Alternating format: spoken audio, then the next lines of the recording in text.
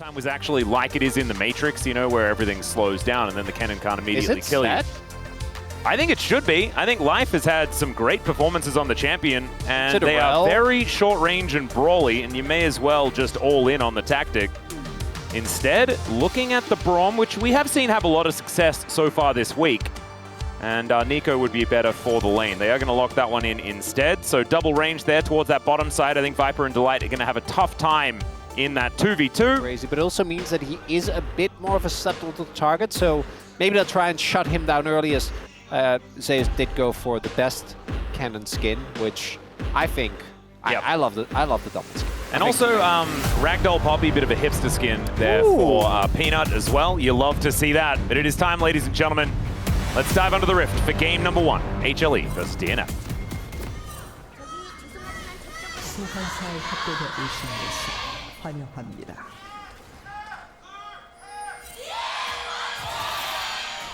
As we have often talked about what KT does and how we don't understand it on a fundamental level. But we can highlight what went wrong for Humble Life. And it was Peanut and Zeus specifically that I think were the two big weak points on that specific day. I think Delight also didn't have his best showing, even though he has been incredible. As well, I mean, we knew this was there's not happen, a lot of good stats, are there?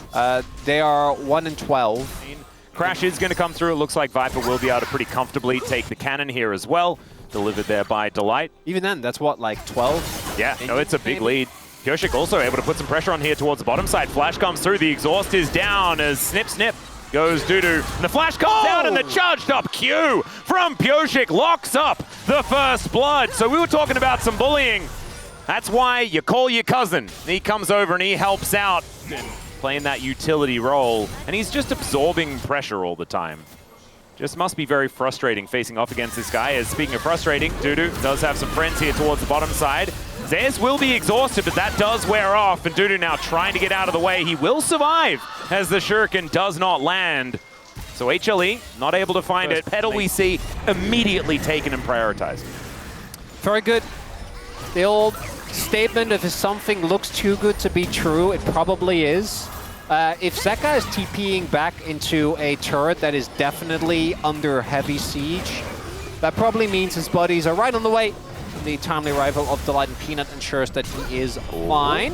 Zeka, nice little crash there. Goes an awkward direction, has to flash immediately, but does get out. That was like, yeah, he had a car accident, but he survived just fine. Like the speed up that you get. Because you do have one of the characters which is probably the worst out of anyone. All right, Dudu. Going a bit aggressive. It's a preemptive exhaust. An early flash there from Zeus as well, but they're committing to this dive. Kyoshik taking so much damage. He's dead. And that was not the dive that we wanted to see. Last time around, it went well. This time, the God of Thunder is going to strike. Sorry, I'm having a hard time with this. Yeah. There was a very clear... As it turns out, he could. Yeah, there was a very clear exit. Right there is, there's a flash forward from Delight. Picks them up with the Magnet Storm there as well. Zeus, no ulti, but no worries there. As the curtains have been called. One more bullet. And not going to land as Berserker will survive. You can still peace out. Kyoshik's been playing for a while. Maybe he thought that he was the Pantheon that could dodge turret shots. It's not sort of the way. As once again, Zeus is just going to make them look silly on his cannon. Dudu still looking to chase after him. We'll see whether the stun is going to come through. It is going to be there, but finally, the rest of the cavalry turns up, and Bulldog will be able to take them down, but not after the cost. Like, it is a 1-for-1 trade, and turret falls down in mid, turret falls down in the bottom lane. Zeus is still up 630 gold. He traded 1-for-1. Okay. Dudu is definitely not going to survive this. We're Hex flashing. Viper is going to be able to lock him down. That's Otacon. Yeah, that is Otacon. That is a dead Gwen, and that is starting to look like a real advantage that HLE has in this game. But when they end with Ipa, notoriously, I think rhyming, the more important part is the end of the word. It is the end, you're right. Okay, Zeka is going to find some air here, and Kyoshik will be able to lock him down. Still, Life is just dead. How does Zeka go in for just a straight-up airball? Atlas. Not as you activate it, right? So Malzahar gets to run away quickly after his thing. So it's cool. Yeah, Atlas, I know you're the #1 Cloud Soul salesman, but I think we just focus on the fact that Cannon Cannon and Rel are if you got to only choose one Dudu's dead, by the way, guys. He just wasn't actually able to do anything and then died. Oh, God, no. We went through this in 2023 Challengers. No, but that was 8 versus 9. You know, that's cringe. But 5 versus 6? I don't know. Yeah. Oh, no, not the graph. All right, the graph has come up. It's a bad news story. Although it's a much earlier Infinity Edge for Berserker, he is still relatively powerful. Yoshi, come on, you can do this. Yeah, there is a very scary cannon off on a flank angle as 3.5k is approaching on the Baron. HLE looking for the turn, not wanting to make this a 50-50 unless Peanut just evicts Pyosik from the area. And the ulti going to miss this time around. HLE gonna get engaged on. Great Pop Blossom there from Life as the bullet time comes in. The steal from Pyosik as well, as Peanut will be taken down as the first kill, and HLE are just scattering. Bulldog will not find the charm, and Pyosik will not find anyone. Magnustorm is going to connect this now. Zeus just eviscerates Berserker in the back line. Delight and Zeus just saving this team fight by themselves, while Viper is taking the rest of them for a walk. Yeah, the teleport gonna come in as Zeus looking to make his way forward. They sacrifice Viper as once again, yeah, playing for utility, ladies and gentlemen. They're looking to complete the ace as Delight wanting to hold them in position. Pyosik going to say no to the pentakill, but yes to the ace, as comically so many of these buttons go wide, and Zeka will be able to pick that one up. So no more Barons left here for DNF. Yeah, definitely. You know, when you're so nice that you're like, oh no, you take the pen. Yeah, no, exactly. And then they get away. Cost him the pen. Yeah. Wow. Yeah, it's not great. Anyway, they do manage to get the ace. No more Barons left. The Rebel Baron power play, something that we're not even able to talk about really in this one, as some curtains are being called here, and Bulldog will answer by not getting hit by any of them. This is Cloud Soul, ladies and gentlemen. HLE going to be real speedy on this one. The flank angle kind of scary as Peanut zoning with the ult and picks up the dragon. Oh no. Yeah. Zeus, not even on a flank angle here. Speaking of flanks as well. Okay, Pyosik looking for an opportunity. They want to dive onto Viper yet again, but look at this. HLE, they just regroup, get back into position, and they're not going to be taking him down this time. Dudu, he might be the one that's in trouble though. Out of the mist and out of options, and that is Zeka that's going to lock him down. Zeus looking for more as well, as Berserker needing to run away. The Mark of the Storm is on him, and Zeus will be following him up. There's the flash, and there's also the Deadly Flourish from Viper, perfectly aimed.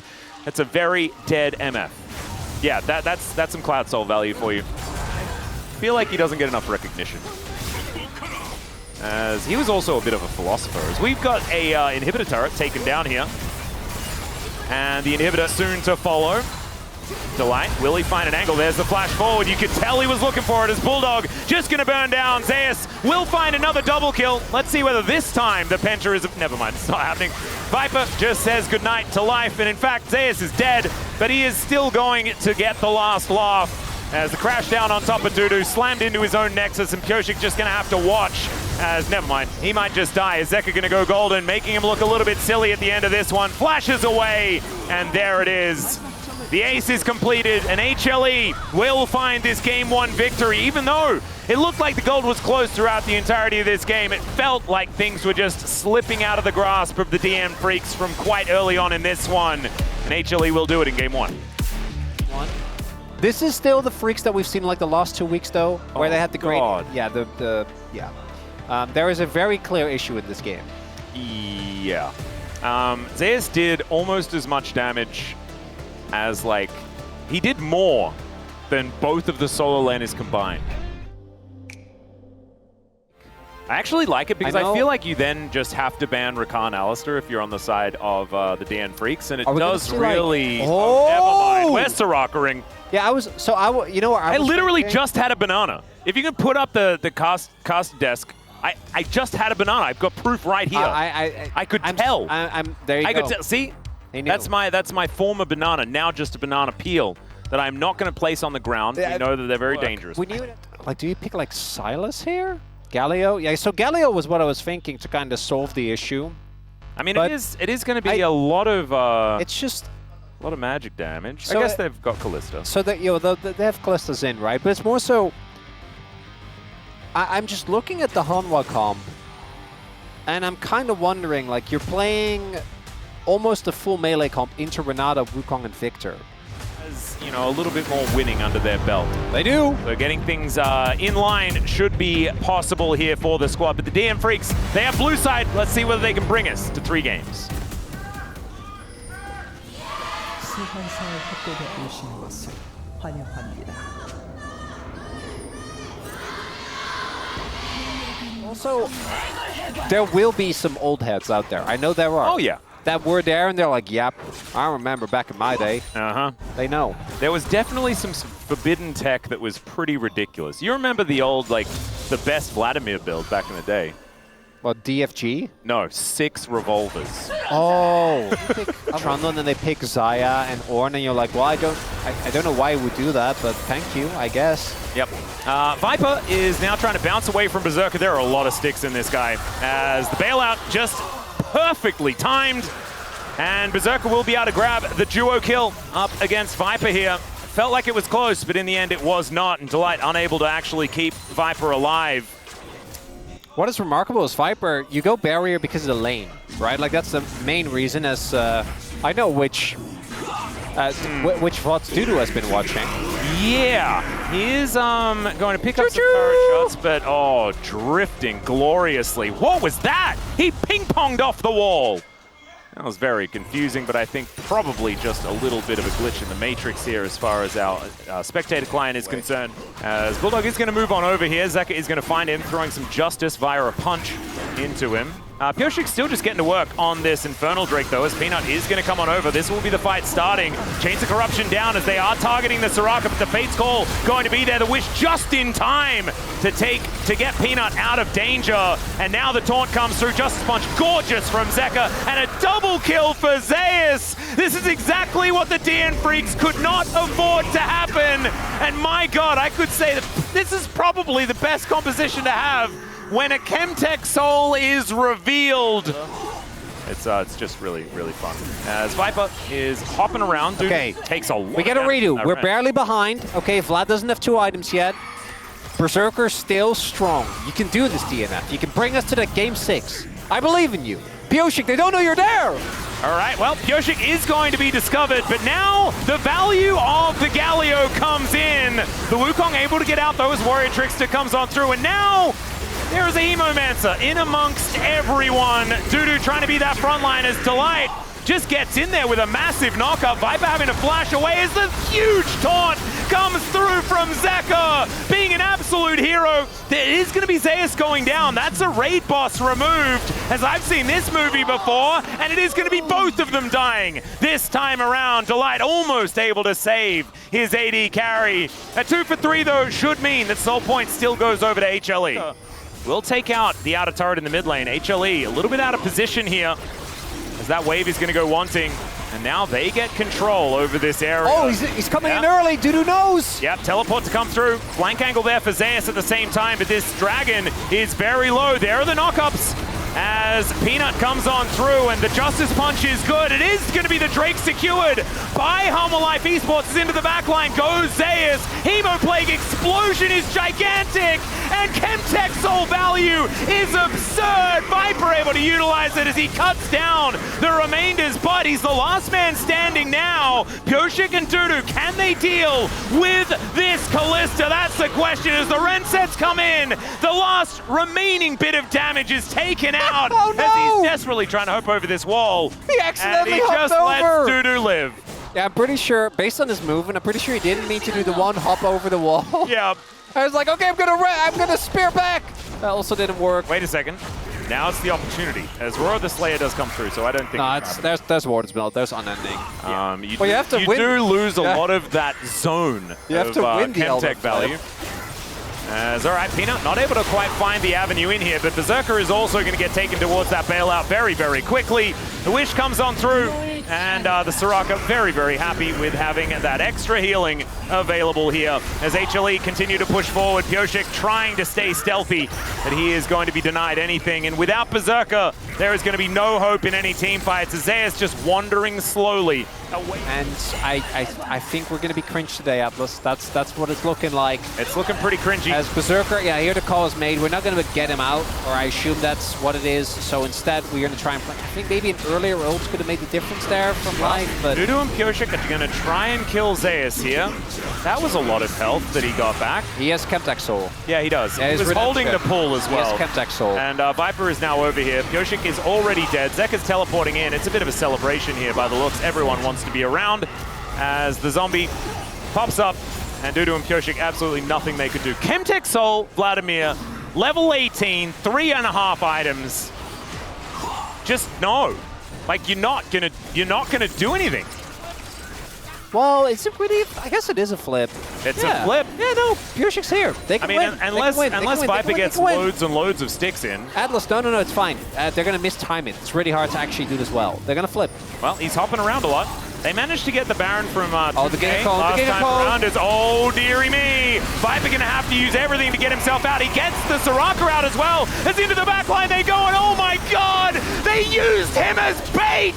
The entire time over the wall goes Peanut, and Pioshik just reeling after this one. He gets into the pit, but it's not going to work. And Viper, he didn't even make it to that 50% threshold. He just got himself out of there, took his Soraka with him, and allowed the Gargoyle and the Hemomancer to get that work done. Yeah, I would say that that's more, but that's more than a lot of people do in a whole game. That's more than a support does in 4 games in one team fight. Okay, HLE, a swift 2-0, an eclectic composition, but one that really does. At the office here for Hama Life Esports in game number 1, 37,000 damage on the Vladimir. I still think DNF look better. They do. I stand by that. I obviously, as we have said many times, their round 1 and 2 is just kind of over. We knew that already. And we also, like, this was their most difficult week ever. Like, if anyone gets the HLE Gen G matchups, I think you're like, you're phoning it in pretty immediately. I do think, and this is also us reading into stuff, come on, guys. That one was going to happen. Thank you very much, guys. This is Steer for the POM interview translation. We are here with Zeus on the side of Hana Life Esports. Congratulations! Thank you. It's been a while, but you secured a POM to reach 600 POM points. How do you feel? No, we had a really regretful defeat last match, and getting a POM after a long time makes me very happy. That's right, it must have been pretty disappointing after that defeat against KT. So what was the feedback like? I think we talked a lot about a lot of the things that we need improvement on, and try to work on those as a focus. And every time you play Kennen, you win. You got a 3-0 score with him. So in what circumstance do you like to pick him? I think I normally like playing Kennen against Gwen, and because Gwen also got a recent nerf, I think Kennen has an upper hand during the laning phase as well, so it was a pretty comfortable game. And yeah, so in game 1, the enemy seemed to target you relentlessly, so it looked pretty rough to deal with. Because of the Gwen and Pantheon, I feel like I did fall behind earlier on, but I think I did predict that to happen. And in game 1 again, you failed your penta, and you look so disappointed. How did you feel? No, lately we've been seeing a lot of pentakills, so I saw the angle and I went for it, but yeah, what a disappointing result. We'll be looking forward to your pentakill next time. Thank you. And in game 2, the draft was quite interesting. We got Kalista with Soraka, and you picked top Vladimir, so what led to this comp? So I think against the enemy and with our comp, we actually had a lot of fun with that pick in Last Stand as well, so I think we just wanted to go for it again. And in every team fight in Game 2, your Vladimir's contribution was amazing, and the game state wasn't too favorable for you. So how did you find this engaging goal? I think this one, I saw really good positioning here to go in. The location of every champion here was really good to go into, and I just didn't expect the Varus to actually pop so easily, but it happened. And your next match is against the opponent you said you're looking forward to the most in round 2, Gen G. So how do you think it'll go?